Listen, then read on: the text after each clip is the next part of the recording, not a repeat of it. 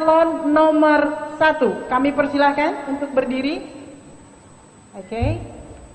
Silakan menyampaikan visi misi, waktunya 5 menit. Oke, dimulai dari saat ini. Silakan.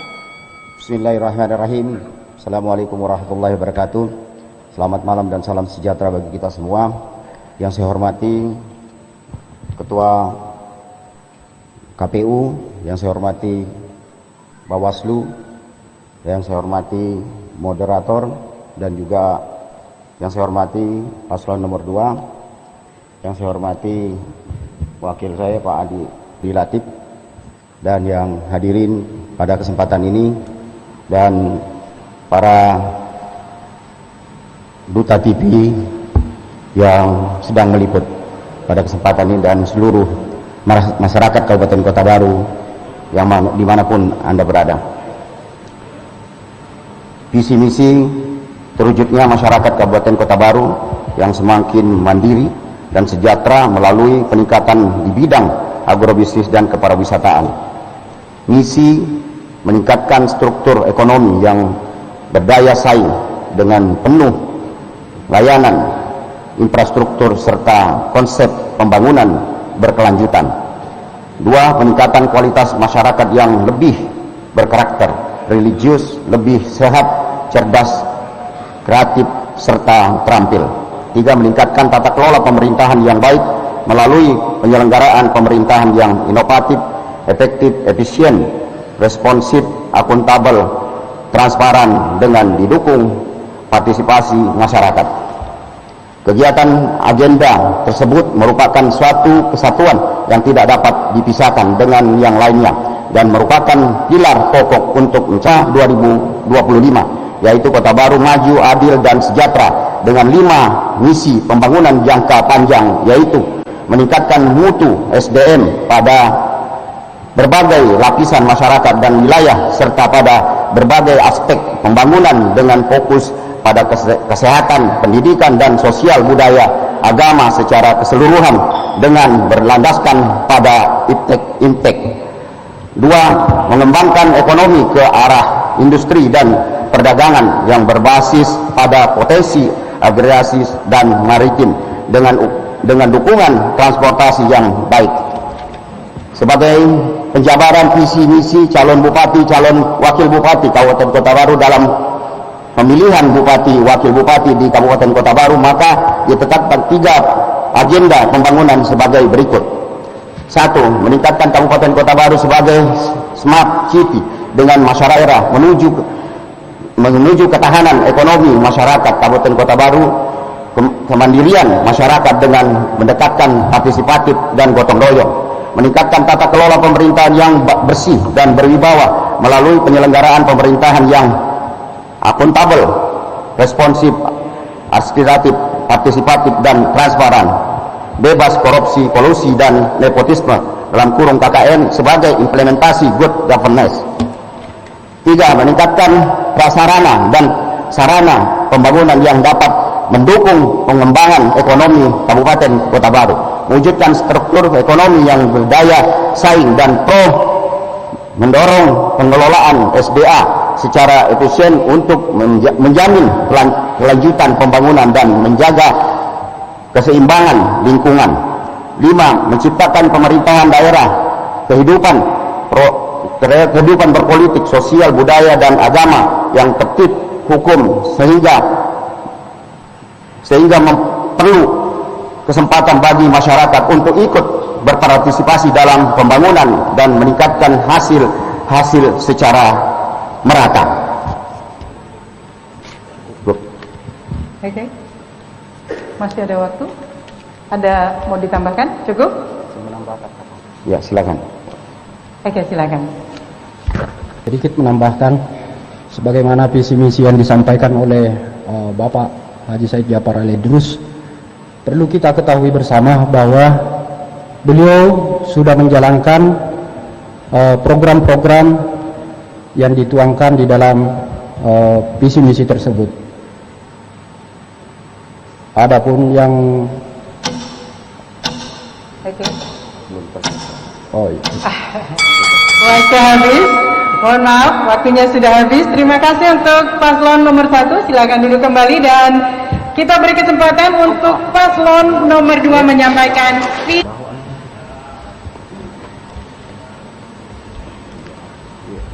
Assalamualaikum warahmatullahi wabarakatuh.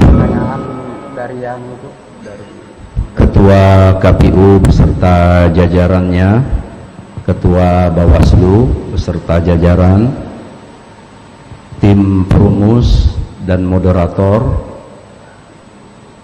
saudara kami pasangan calon nomor 1 yang sangat kami hormati, hadirin hadirat, pemirsa dan seluruh masyarakat Kabupaten Kota Baru yang kami cintai dan kami banggakan. Kami akan membacakan visi misi calon Bupati dan Wakil Bupati Kota Baru, Insinyur Haji Burhanuddin dan Dr. Andes Haji Baharudin MAV. Bismillahirrahmanirrahim.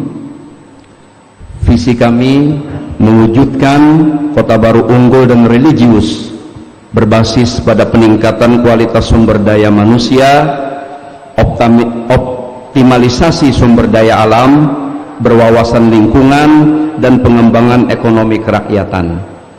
Misi kami yang pertama, membangun sumber daya manusia yang berkualitas melalui jaminan akses dan pemerataan terhadap layanan dasar, kesehatan, pendidikan, dan keagamaan.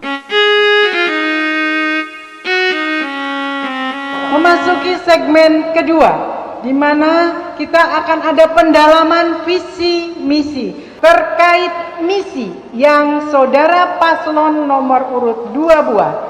2 diantaranya adalah optimalisasi potensi sumber daya alam dan budaya untuk pengembangan pariwisata ramah lingkungan, serta menumbuhkan pusat-pusat ekonomi kreatif berbasis kearifan unggulan sektor perikanan, pertanian, peternakan, perkebunan, dan pertambangan, serta industri yang berwawasan lingkungan. Pertanyaan dari tim perumus adalah, dari kedua misi yang tersebut di atas, bagaimana langkah strategis yang akan saudara paslon lakukan apabila terpilih sebagai pasangan bupati dan wakil bupati Kabupaten Kota Baru? 4 menit dimulai dari sekarang. Terima kasih. Untuk mengembangkan potensi sumber daya alam, kami akan memastikan bahwa sumber daya alam benar-benar dinikmati untuk kesejahteraan masyarakat Kabupaten Kota Baru.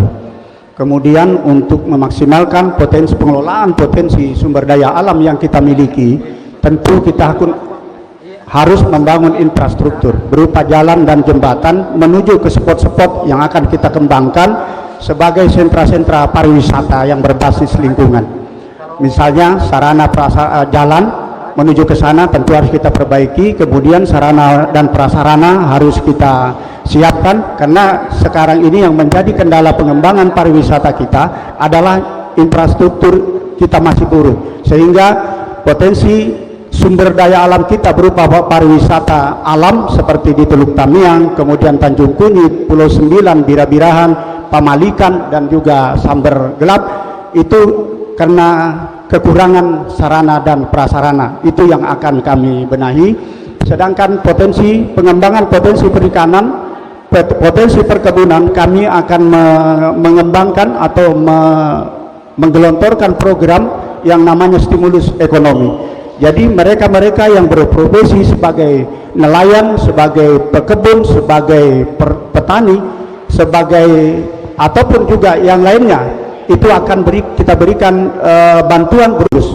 Mereka yang ingin melaut yang tidak ada sarana dan prasarana akan kita bantu alat tangkap, mesin, dan juga kapal dan balapannya. Kemudian yang ingin mengembangkan sektor pertanian akan kita bantu. Bahwa kemarin kami tidak lakukan adalah perkantoran dan rumah sakit, bahwa kita tahu anggaran APBD daerah sangatlah minim. Tidak mungkin kami paksakan. Yang kami lakukan adalah persoalan infrastruktur jalan, sehingga tadi penjabaran dari visi misi kami adalah bagaimana masyarakat di desa bisa lebih meningkat dan lebih maju untuk membawa hasil buminya, hasil pertaniannya sehingga bisa dapat ke kota dengan menggunakan infrastruktur jalan.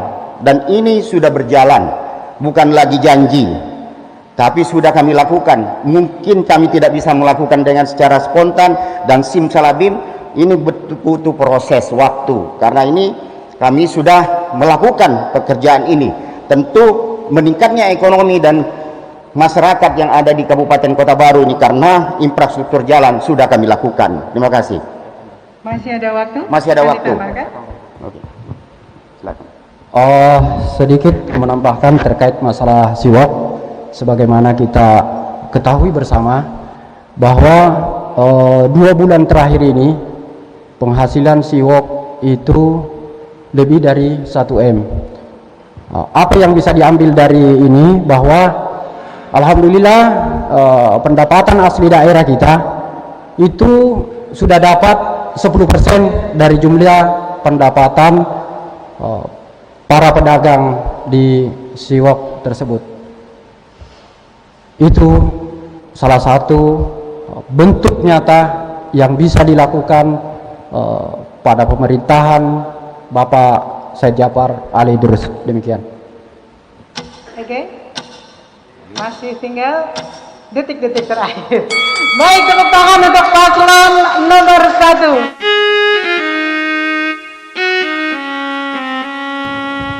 Baik, untuk paslon nomor 1, pertanyaan tim perumus terkait pelayanan publik. Penyediaan air bersih secara kualitas dan kuantitas merupakan bentuk pelayanan yang mendasar bagi pemerintah daerah Kabupaten Kota Baru. Penyediaan air bersih tersebut untuk pemenuhan kebutuhan masyarakat dalam kegiatan rumah tangga dan kegiatan UMKM bagi masyarakat Kabupaten Kota Baru. Pertanyaannya, apa strategi yang akan saudara lakukan bagi penyediaan air bersih yang terstandar dan bermutu untuk pemenuhan kebutuhan hidup masyarakat Kabupaten Kota Baru? Waktunya 4 menit dimulai dari sekarang. Terima kasih pada moderator yang sudah memberikan kesempatan kepada kami tentang ini masih penjabaran visi dan misi kami sebagai calon bupati dan calon wakil bupati. Tentu ini juga pekerjaan yang kami sudah lakukan. Jadi selama ini persoalan air bersih untuk di Kabupaten Kota Baru tidaklah terganggu sampai hari ini. Tentu ini bahkan sudah lebih meluas lagi. Pemasangan PDAM aja dibandingkan sebelum kami masuk ini sudah bertambah sampai dengan 30.000 pemasangan yang sudah dilakukan. Dan sampai kemarin kami terakhir itu ada pemasangan gratis yang kita lakukan untuk pelayanan kepada masyarakat. Bahkan di zaman pandemik COVID ini, bahwa pelayanan kepada masyarakat sampai saya gratiskan air tidak bayar selama 2 bulan. Nah, sehingga ini bentuk wujud daripada pelayanan kami kepada masyarakat. Bukan itu aja, tapi juga kami sudah menganggarkan, dan ini bukan janji, dan kami nanti akan memasang pipanisasi itu dari Seratak sampai ke embung kami yang ada di Tirawan sampai ke Gunung Ulin. Insya Allah apabila kami nanti tanggal 5 akan turun, ini akan kami siapkan untuk melanjutkan lelang sehingga nanti air bersih di tahun 2021 ke depan tidak akan lagi sulit masyarakat kita yang ada di Kabupaten Kota Baru.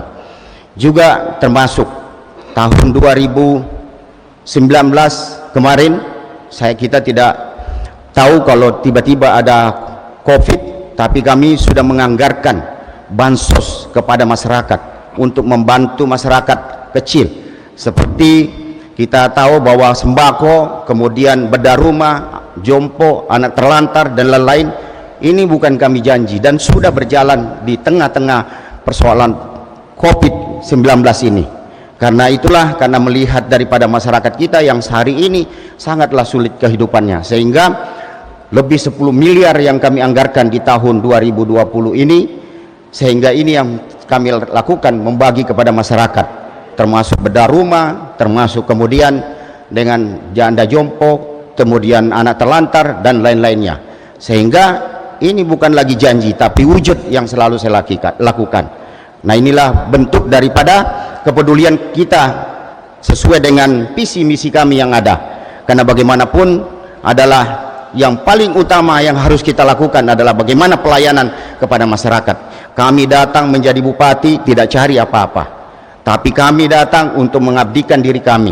Adalah kami ingin membantu masyarakat karena kami tahu bahwa saya lahir di Kota Baru, sehingga itu yang saya lakukan. Saya korbankan diri kami untuk kepentingan masyarakat Kabupaten Kota Baru agar ini lebih baik lagi dalam lebih sejahtera. Maka dari itu, dengan keterbatasan anggaran APBD Kabupaten Kota Baru, kami bisa maksimalkan untuk memberikan pelayanan kepada masyarakat dan memberikan juga adalah paling utama yang kita ingin seperti infrastruktur jalan yang sudah kita lakukan. Bagaimanapun ingin perkembangan daripada kehidupan masyarakat, kalau infrastruktur jalannya tidak memadai, seperti sebelumnya kami masuk bersama dengan Pak Wakil dulu, Pak Burhanuddin, kita tahu bagaimana kondisi daripada jalan dan beliau tahu persis. Tapi hari ini beliau kemana-mana sudah merasakan bagaimana hasil yang saya lakukan, yang bekerja dengan 4 tahun 8 bulan itu sudah dinikmati oleh masyarakat.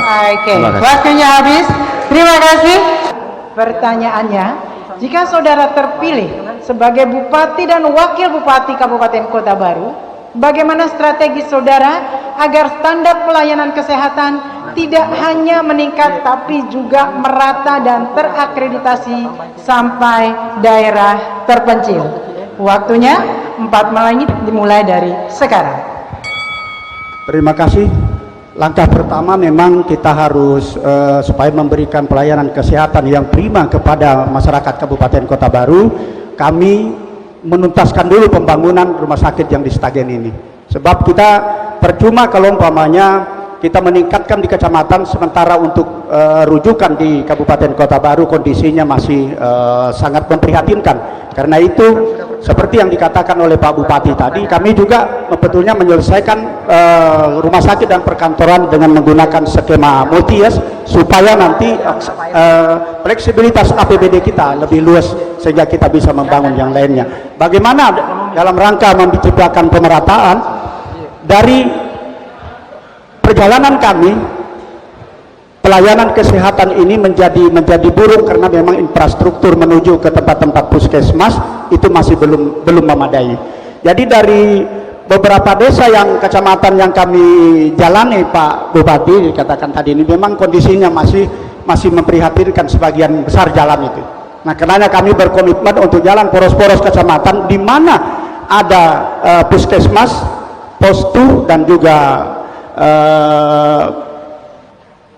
yang lainnya itu akan kita tingkatkan, terutama sarana dan prasarana puskesmas supaya memenuhi persyaratan untuk menjadi puskesmas tingkat pertama, baik itu tenaga medisnya, paramedisnya, dan di samping itu juga kesejahteraan para tenaga medis dan paramedis, begitu juga yang lainnya ini harus disejahterakan.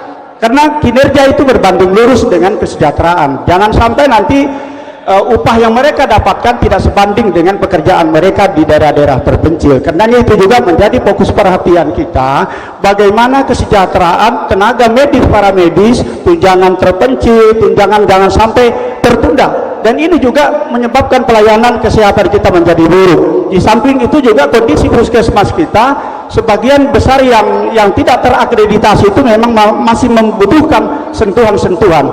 Idealnya nanti bagaimana puskesmas itu dibangun di tempat terpencil itu ala mall.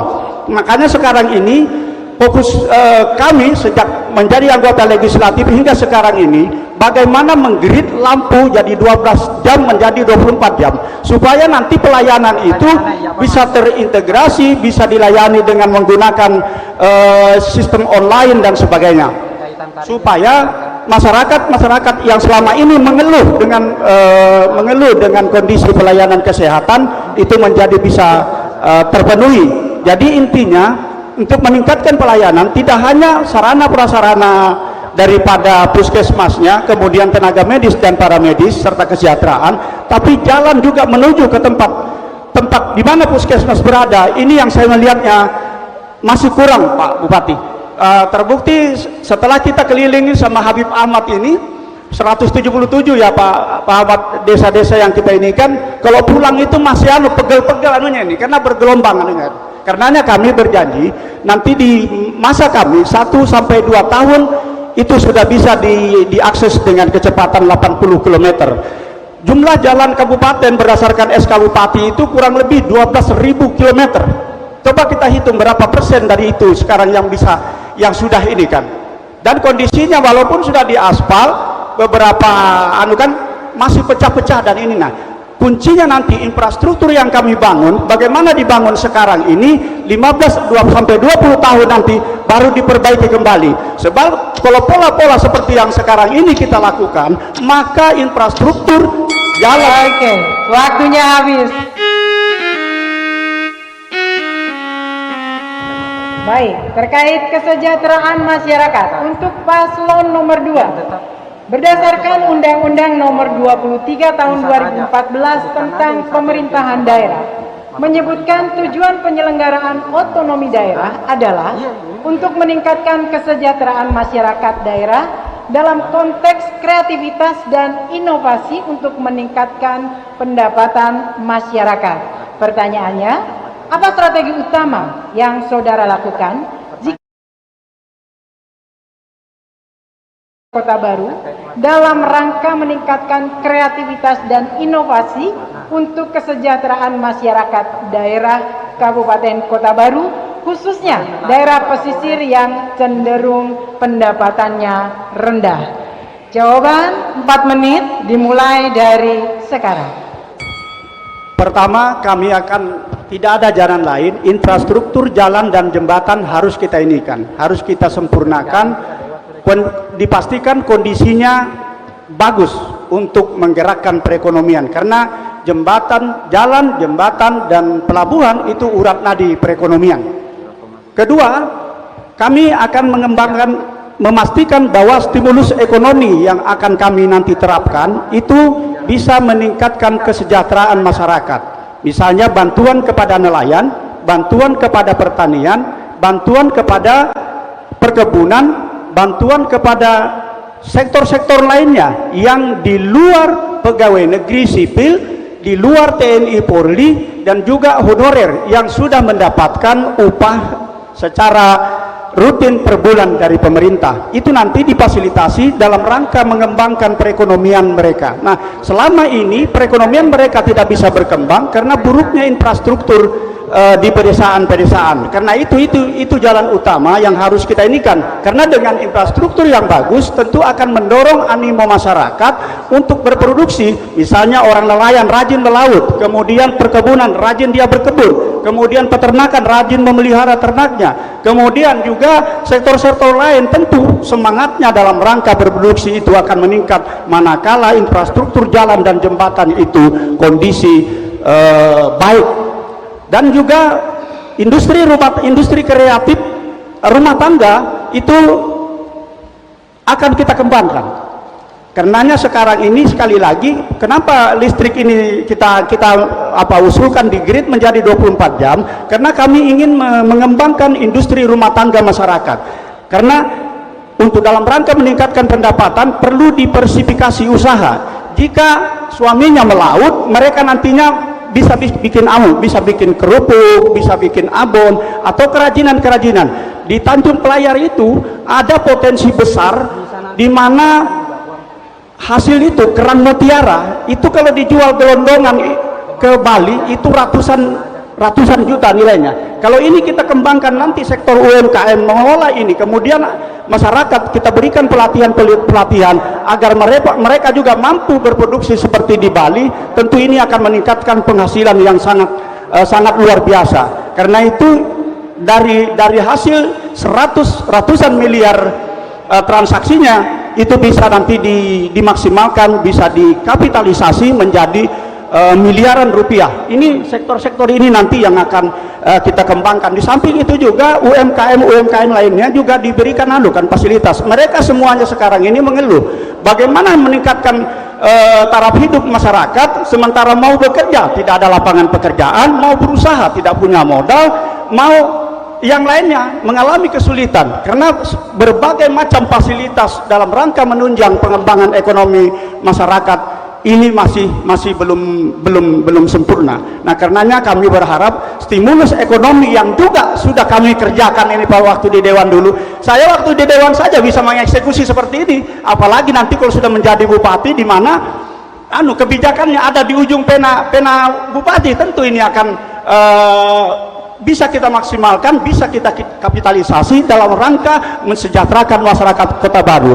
Masyarakat Kota Baru sudah lama mengimpikan kesejahteraan, namun tidak kunjung datang. Mudah-mudahan nanti jika paslon 2 diberikan amanah atas ridho Allah Subhanahu wa Ta'ala, ini akan perekonomian ini akan kita kembangkan semaksimal mungkin, bersinergi dengan pemerintah provinsi, pemerintah pusat, karena banyak program-program. Waktu kita habis. Terima kasih. Dan selanjutnya pertanyaan terkait kesejahteraan masyarakat untuk paslon nomor 1. Baik. Arah, tahapan dan prioritas pembangunan jangka panjang tahun 2005-2025 adalah tercapainya pertumbuhan ekonomi yang berkualitas dan berkesinambungan, sehingga pendapatan per kapita pada tahun 2025 mencapai tingkat kesejahteraan setara dengan negara-negara berpenghasilan menengah, dengan tingkat pengangguran terbuka dan penduduk miskin yang tidak lebih dari 5%. Sementara itu, RPJP tahun 2005-2025 menyisakan 1 periode kepala daerah, dan posisi Kabupaten Kota Baru pertumbuhan ekonomi tahun 2017 sebesar 5,02%, dan di tahun 2019 turun menjadi 4,19%. Tingkat pengangguran dan angka kemiskinan juga meningkat. Pertanyaannya, seandainya saudara diamanahi menjadi bupati dan wakil bupati Kabupaten Kota Baru, terkait kemiskinan dan pengangguran, bagaimana upaya dan langkah konkret dalam menjaga agar tidak lebih dari 5%, dan terlebih jika bisa menurunkan angka kemiskinan dan pengangguran yang cenderung meningkat tersebut? Jawaban 4 menit dimulai dari sekarang. Baik, terima kasih kepada moderator yang sudah memberikan kesempatan kepada kami.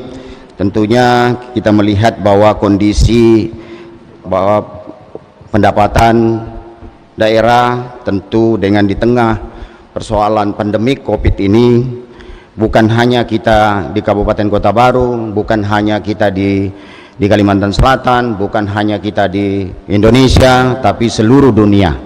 Suka tidak suka, mau tidak mau, siapapun, negara sendiri pun hari ini minus 5%.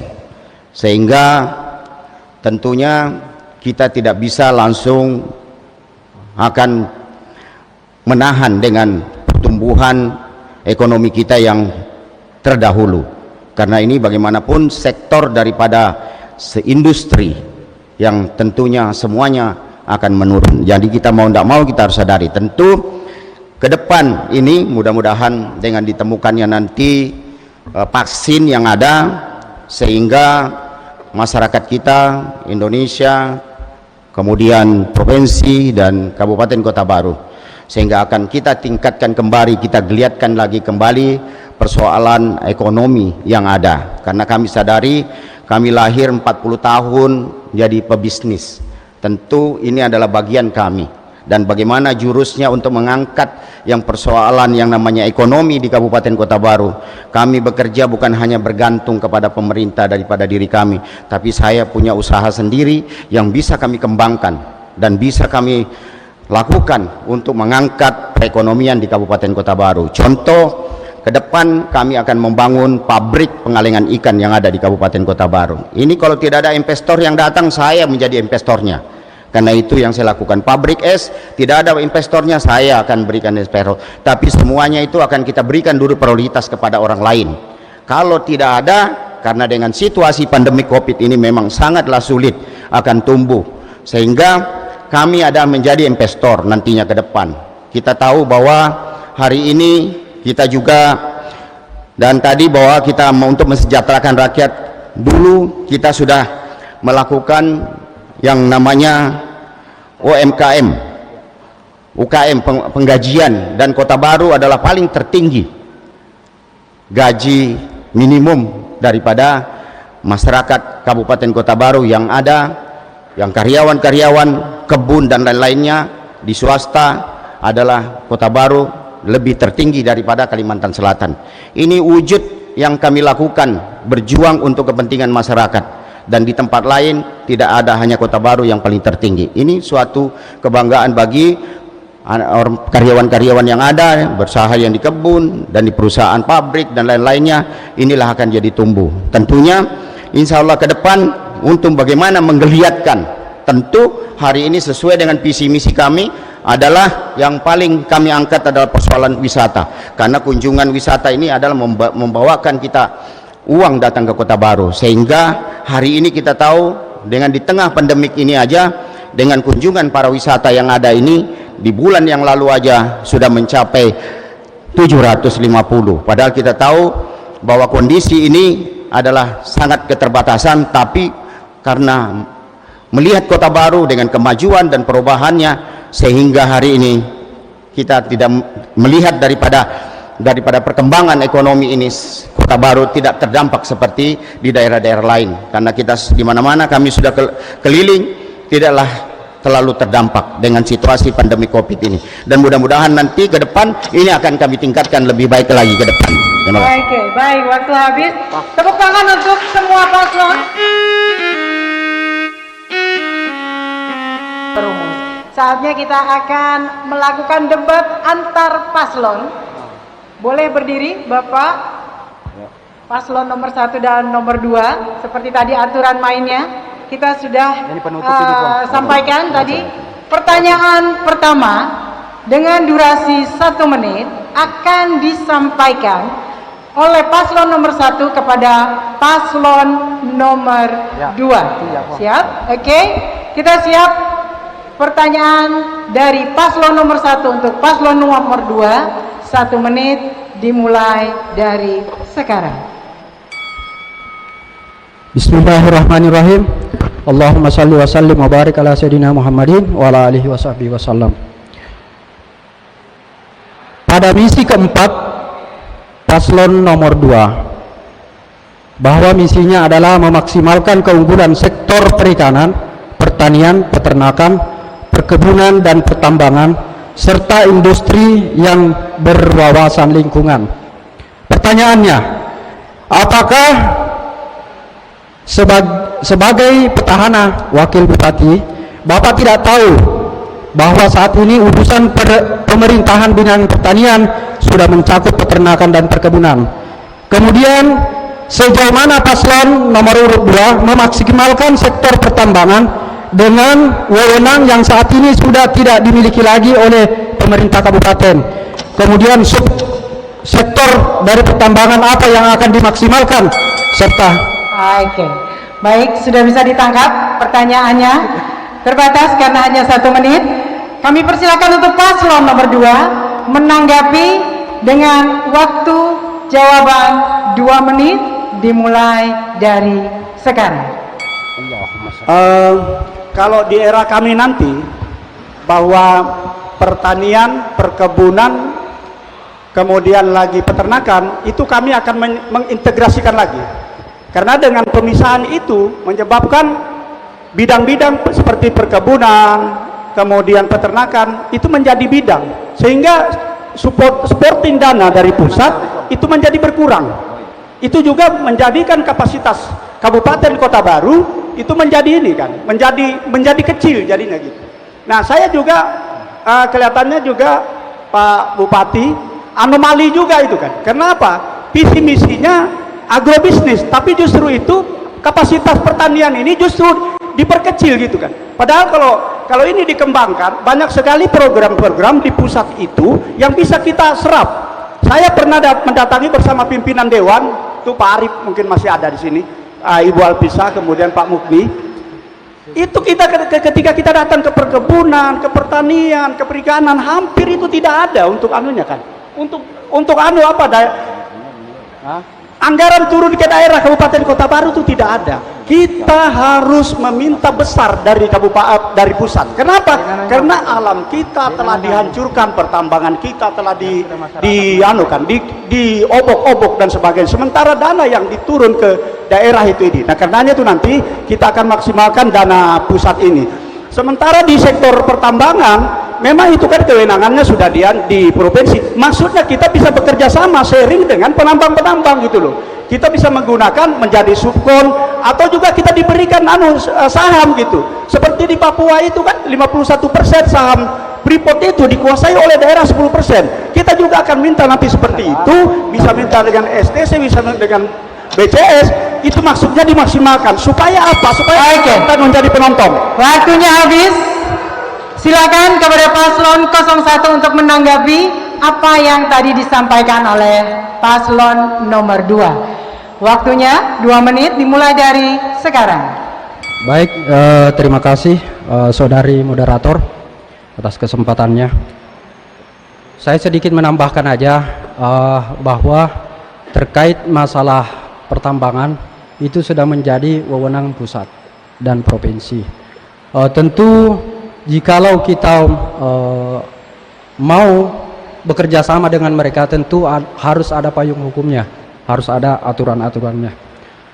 Pada kesempatan ini saya hanya menyampaikan sedikit bahwa beliau, Bapak Said Djapar Ali Idrus, beliau sudah melakukan banyak hal terkait dalam merangkul perusahaan-perusahaan yang ada di Kabupaten Kota Baru.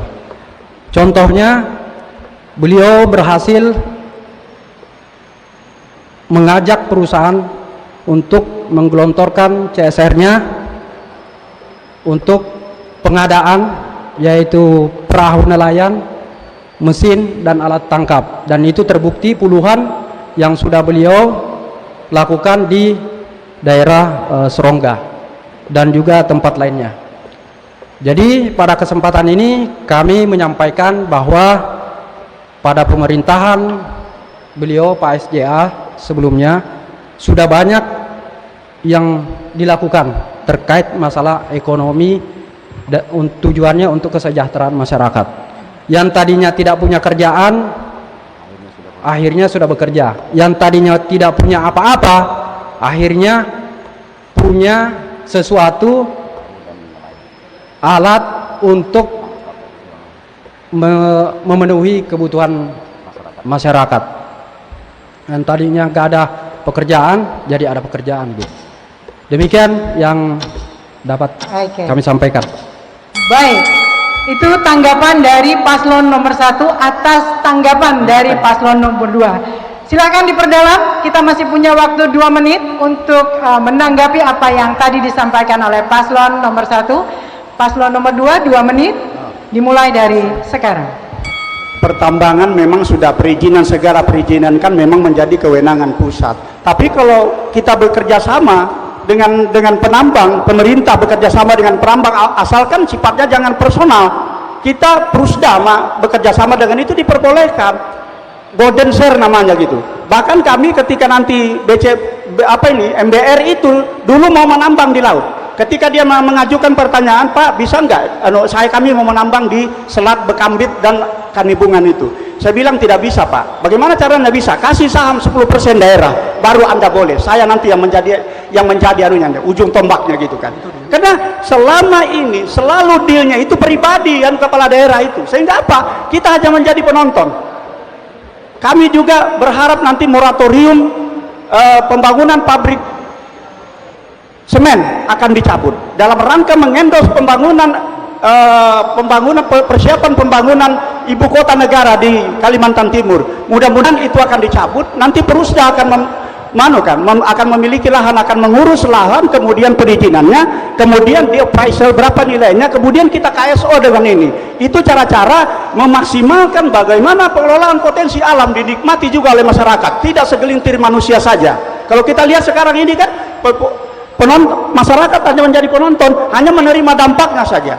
Tapi kalau umpamanya dikelola dengan pola-pola seperti itu, seperti lari-larian. Kita kan dapat 10% participating interest, dan itu sudah kami urus mulai tahun 2009. Nanti pada tahun 2021 insya Allah akan kita nikmati hasilnya, buah kerja keras kami bersama dewan-dewan juga yang ada di Kabupaten Kota Baru, yang ada di Dewan Provinsi. Jadi kalau berbicara masalah apa yang dilakukan Kota Baru sejak saya dari Dewan, mulai dari lari-larian, KEK, jembatan, bahkan Hari Nusantara pun saya bawa ke Kota Baru. Oke, waktunya habis dan debat akan dilanjutkan dengan pertanyaan dari paslon nomor 2 kepada paslon nomor 1. Kepada paslon nomor 2, 1 menit dimulai dari sekarang.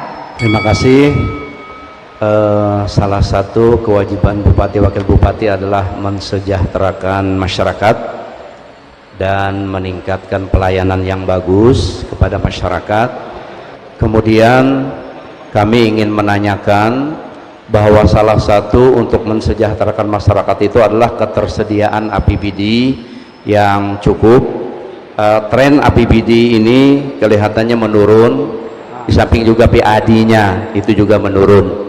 Nah, kalau nanti paslon nomor 1 terpilih menjadi bupati, maka bagaimana caranya bapak-bapak meningkatkan PAD, meningkatkan APBD? Terima kasih. Oke, cukup? Pertanyaannya cukup? Oke, baik. Pertanyaan dari paslon nomor 2 kepada paslon nomor 1 terkait APBD. Jawaban kami persilakan, tanggapan kami persilakan untuk paslon nomor 1. Waktunya 2 menit dimulai dari sekarang. Baik, terima kasih para moderator yang sudah memberikan kesempatan. Tentu kalau kita berbicara soal pertambangan dan yang ada disampaikan, kita tahu bahwa hari ini semua itu ketika kami sudah masuk menjadi bupati, ini semua sudah ditarik kepada provinsi, sehingga anggaran APBD kita memang akhirnya menurun. Kita contoh pertambangan, kehutanan, perikanan sebagian diambil, terus kemudian juga galian C, kemudian juga ke ketenaga kerjaan dan pendidikan, kesehatan, ini jadi turun semua. Tadinya waktu awal kami masuk itu masih ada 1,9, tapi kita suka tidak suka karena ini adalah sebagai aturan dan undang-undang agar semuanya ditarik ke provinsi, bahkan hari ini sudah menjadi sentralisasi, jadi kembali lagi ke pusat. Tentu kita tahu bahwa kita berbicara persoalan tambang segala macam, tentunya tidak mungkin dengan apa yang disampaikan oleh dari paslon 2 hari ini itu sudah namanya itu hampa belaka. Kita berjanji kemarin APBD kami dituangkan di situ dengan bantuan ada 200 miliar dari Mubadala, sehingga itulah kami terhutang gara-gara janji 200 juta sehingga dimasukkan di APBD daerah. Ternyata begitu kami anggarkan dengan pekerjaan-pekerjaan yang ada sehingga barang itu tidak ada, padahal kita tahu bahwa itu akan turun, ternyata tidak turun-turun juga, sehingga itulah kami jadi terhutang. Tapi rakyat tidak perlu susah bahwa kami yang akan menanggung untuk membayarnya dengan sebelum akhir masa jabatan kami. Insya Allah pasti akan kami selesaikan dengan yang anggaran yang ada. Tentu baik pun minim, tapi kami tetap bisa menyelesaikan hutang yang ada. Oke, baik, itu tanggapan dari paslon nomor 1 atas pertanyaan paslon nomor 2. Silakan ditanggapi oleh paslon nomor 2. Waktunya 2 menit dimulai dari sekarang. Kalau alasan kita APBD turun, PAD tidak naik karena kewenangan ditarik, itu kan tidak juga benar gitu. Kenapa? Karena hasil penarikan pajak itu tetap dikembalikan ke kabupaten penghasil gitu. Sekalipun dibagikan kan kecil, karena daerah penghasil lebih besar. Nah, mengenai lari-larian yang kemarin di 200 itu, memang kita belum ada kepastian data, tiba-tiba saja pemerintah sudah ini, kami juga kaget gitu kan, karena kita masih berjibaku memperjuangkan itu. Ini kan politis, harus senantiasa di ini. Karena apa? Karena ada payung hukumnya. Pak JK memperbolehkan kita menikmati PI dari pengelolaan itu. Kita tidak mau masalahnya saja nanti yang kita nikmati dari mubadalah atau pure oil ini, kita harus mendapatkan tahun depan insya Allah itu sudah kita dapatkan participating interestnya, tinggal kita perjuangkan lagi dana bagi hasilnya supaya itu bisa kita dapatkan sehingga meningkat ini. Salah satu peningkatan yang tidak pernah peningkatan PAD yang tidak pernah digunakan oleh pemerintah adalah pengelolaan aset dipisahkan. Padahal daerah yang kaya sumber daya alam justru di situ anunya, di situ intinya gitu. Makanya kami nanti ketika jadi, kami akan membuat perusahaan daerah yang mengelola sumber daya alam perikanan, perkebunan, apapun itu dalam rangka meningkatkan pendapatan asli. Kami juga nanti akan membangun pelabuhan tapi perusda. Kami akan membangun nanti SPBU tapi perusda, sehingga dari sisi aset meningkat dan juga dari sisi pendapatan juga meningkat.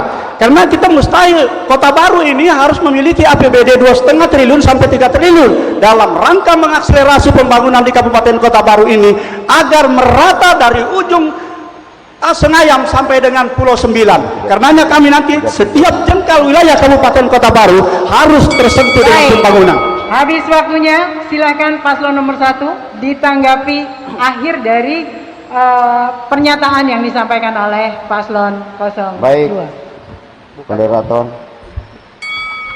Yang sudah tadi kami tanggapi dari paslon nomor 2, semestinya beliau ini kan saya dulu satu paket sama-sama. Semestinya apa yang disampaikan beliau itu semestinya beliau harus turun tangan. Ya kan, tidak perlu harus disampaikan. Kalau aibnya yang hari ini periode ini kan berarti aibnya beliau juga. Misalnya kalau itu tidak bisa tercapai. Kita tahu undang-undang 33 itu hasil bumi dan laut itu adalah milik negara. Jadi kita tidak akan mungkin undang-undangnya dulu harus dihapuskan, harus diganti. Barulah kita mendapatkan VI dengan kerjasama dengan pertambangan yang ada. Nah, bentuknya seperti itu. Jadi kita jangan mimpi, tapi kita ingin berbicara yang real ke depan. Karena hari ini dengan janji-janji yang muluk-muluk akan kasihan masyarakat. Dengan di tengah posisi pandemi COVID ini, masyarakat butuh bukti yang kita harus kerja. Tidak bisa kita hari ini berikan janji karena masyarakat ingin hari ini menikmati. Tentunya seperti itu, bahwa saya hari ini berpikir bagaimana untuk mengangkat perekonomian Kabupaten Kota Baru dengan menggunakan agrobisnis dan pariwisata, dan ini real dan terbukti hari ini yang kita lihat. Bagaimana Bapak lihat Siring Laut, bagaimana misalnya Pantai Kedambaan, bagaimana dengan Gunung Meranti, bagaimana Tanjung Kunyit. Nah, tentu ini adalah itu hasil yang bisa memberikan daripada dampak ekonomi Kabupaten Kota Baru sehingga tidak terdampak terlalu berat seperti daerah-daerah lain. Jadi kita jangan bermimpi dengan janji-janji masyarakat yang muluk-muluk. Kita harus real, kita bekerja. Karena ini kalau kita berbicara pertambangan hari ini sudah nonsen, itu sudah lewat. Hari ini apa yang kita hadapi ke depan, tentu itu yang harus kita wujudkan. Terima kasih. Oke, baik. Tepuk tangan untuk semua paslon. Terakhir tentunya kita ingin mendengarkan ajakan dari masing-masing paslon di closing statement. Kita akan mulai dari pasangan nomor 1. Kami persilakan waktunya 5 menit untuk meyakinkan konstituen Anda atau mungkin masyarakat yang masih melihat-lihat. Silakan Anda yakinkan untuk bisa datang pada tanggal 9 Desember nanti dan memilih Anda. Kami persilakan 5 menit dimulai dari sekarang. Bismillahirrahmanirrahim. Berdasarkan amanah Undang-Undang Nomor 23 Tahun 2014 tentang pemerintahan daerah, bahwa kepala daerah terdiri dari bupati dan wakil bupati. Insya Allah kami nanti terpilih, dan nantinya dalam menjalankan pemerintahan, saya sadar bahwa saya tidak boleh melangkah di depan bupati. Mantap. Ataupun sejajar, tapi saya akan memposisikan diri selangkah di belakang Pak Bupati. Posisi tersebut tidak mengurangi semangat saya untuk beraksi bersama Bapak Haji Said Djapar Al-Idrus. Insya Allah untuk mengemban amanah oleh segenap masyarakat Kota Baru untuk mewujudkan Kota Baru maju, membangun dengan amanah, jaya bersama umat. Sedikit ada kiriman pantun dari teman-teman. Pulau Denawa habitatnya penyu, daerah Hampang padangnya madu. Bila ingin Kota Baru lebih maju, 9 Desember kita coblos nomor 1. Lanjutkan. Satu lagi, Tiwadak sebugu manis rasanya, durian Tanjung Batu kandal isinya. SJA Arul pilihan kita, Kota Baru maju, rakyat sejata. Lanjutkan. Oke, masih ada waktu? Mau ditambahkan, Pak Zaid? Ya, baik, masih ada waktu diberikan. Terima kasih menambahkan bahwa tentu masyarakat Kabupaten Kota Baru, mari kita bersama-sama agar senantiasa membangun Kabupaten Kota Baru yang lebih baik lagi ke depan. Kita ingin Kabupaten Kota Baru adalah betul-betul harmonis, karena kita ini sudah terbukti apa yang sudah kami lakukan. Di dalam perjalanan kami 4 tahun 8 bulan kami bekerja dengan sebatang kara. Kami ditinggalkan dengan kawan saya, dan mudah-mudahan ini ke depan, tadi sudah beliau membuat visi misi dan membuat orasinya bahwa ke depan nanti dia akan sadar dengan dirinya bahwa beliau akan nanti setia selalu mendampingi kami. Tentu Bapak Ibu sekalian, karena ingin masyarakat betul-betul melihat kebersamaan agar membangun Kota Baru dengan situasi dan kondisi seperti saat ini, dan perlu bukti dan perlu yang kita wujudkan yang sebaik mungkin agar senantiasa masyarakat kita agar nanti menikmati yang lebih baik lagi. Tentu kami ajak kepada seluruh masyarakat, mari kita membangun Kabupaten Kota Baru yang lebih baik lagi, karena lebih baik satu bukti daripada 1000 janji. Sehingga kita sudah terbukti apa yang saya sudah lakukan selama ini. Tentu mari masyarakat kita janganlah terprovokasi dengan berbahasa janji, tapi wujud yang sudah kami lakukan. Kami dengan sebatang kara aja kami sudah lakukan, apalagi kalau kami sampai sisa berdua bersama-sama Pak Andi Rudi Latif. Mudah-mudahan Allah Subhanahu wa taala akan menjaga kami selalu bersama sampai selesai nanti masa jabatan kami di tahun-tahun akan datang. Mudah-mudahan semoga Allah Subhanahu wa taala senantiasa memberikan suatu kemajuan dan berkah kepada Kabupaten Kota Baru yang lebih baik, karena kita adalah harus betul-betul memberikan pelayanan kepada masyarakat, memberikan kemajuan kepada masyarakat dan pelayanan yang lebih baik. Karena hari ini sudah kami lakukan dengan 198 desa, 4 kelurahan ini sudah kami datangi semua sampai ke dusun-dusun, karena wujud kami ingin supaya masyarakat merasakan bagaimana ada pemimpinnya, karena kita tahu pemimpin itu harus mengayomi, harus mendatangi masyarakatnya, harus memberikan support, harus juga memberikan semangat supaya masyarakatnya di tengah pandemi Covid ini, tentu kita harus memberikan imunnya supaya tinggi dengan cara kami mendatangi dan silaturahmi setiap saat. Tidak pernah kami akan keluar ke Jakarta, tapi hanya selalu ingin datang kepada masyarakat, sehingga masyarakat supaya lebih baik lagi ke depan, dia lebih semangat lagi, sehingga masyarakat hidup lebih tenang. Nomor 1. Terima kasih, tepuk tangan untuk paslon nomor 1. Selanjutnya closing statement dan ajakan akan disampaikan oleh paslon nomor 2. 5 menit waktunya dimulai dari sekarang. Assalamualaikum warahmatullahi wabarakatuh.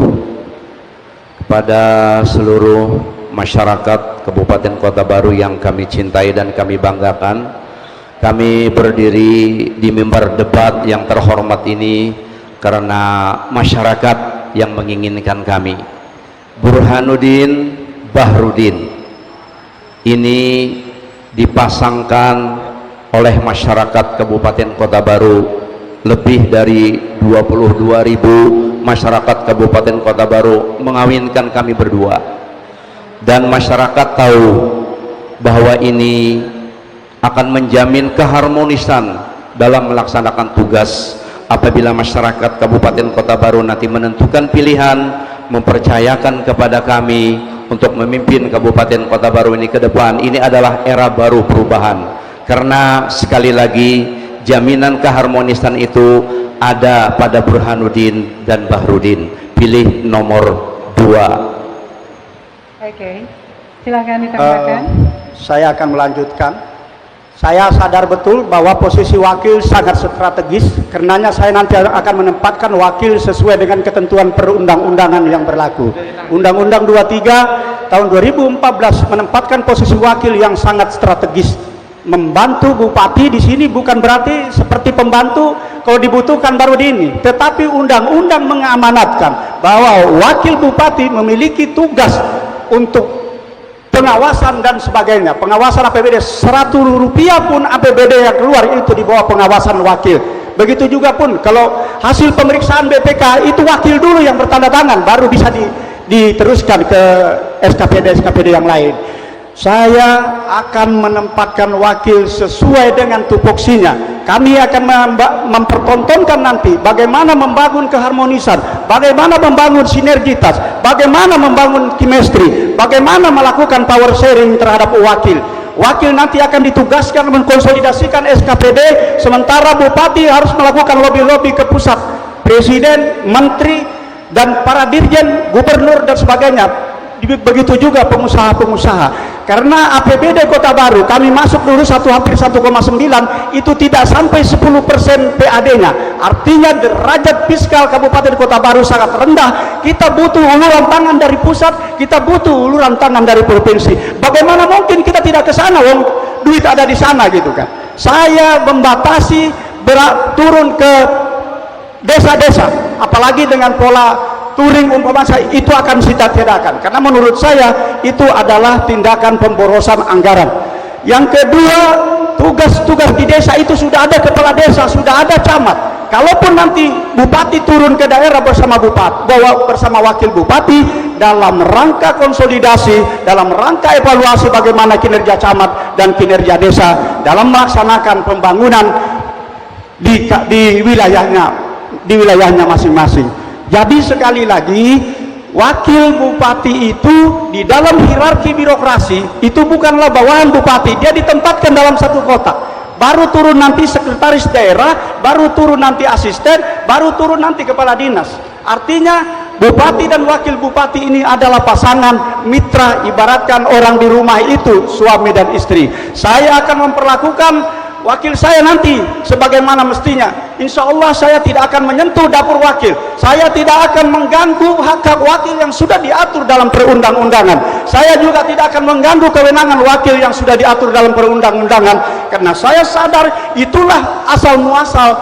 terjadinya konflik, terjadinya friksi di mana saja. Wakil bupati dan wakil bupati 90% itu memang tidak harmonis dengan ini, tapi insya Allah kami akan menjadi role model bagaimana membangun sinergitas, bagaimana membangun chemistry, bagaimana membangun keharmonisan. Sebab jika dua pilar ini berfriksi, berkonflik, tentu akselerasi pembangunan tidak bisa kita maksimalkan. Contoh, jembatan tidak bisa kita wujudkan, lari-larian tidak bisa kita wujudkan, KEK yang tidak bisa kita wujudkan, padahal itu harapannya masyarakat Kota Baru, ekspektasi masyarakat Kota Baru begitu besar kepada pemimpinnya. Oleh sebab itu saya sesadar-sadarnya nanti akan memperlakukan wakil sebagaimana mestinya. Insya Allah Pak Bahrudin, saya tidak akan membuat Anda nanti, sampean nanti sengsara dan sebagainya, karena saya sudah menyadar, saya sudah mengalami betapa pahitnya menjadi wakil bupati. Oke, baik, tepuk tangan yang meriah untuk semua paslon. Terima kasih sudah berhadir pada debat putaran pertama, debat publik putaran pertama. Saya ingin sedikit menyitir bahwa kalau kita mencari pasangan untuk berkeluarga, kata orang, cintanya itu kadang-kadang tanpa logika, dan itu bisa jalan. Tetapi ketika kita mencari pemimpin, memilih pemimpin, pastikan kita tidak hanya melabuhkan cinta kita kepada pemimpin pilihan kita, tapi amati apa visi, misi, dan implementasinya, artinya logikanya dimainkan. Boleh kepada kedua paslon untuk bersalaman dan bergandengan tangan. Semua cinta ini untuk Kabupaten Kota Baru. Anda yang di rumah, silakan tentukan pilihan Anda, tetapi pasangan calon ini mempunyai cinta yang luar biasa untuk Kabupaten Kota Baru.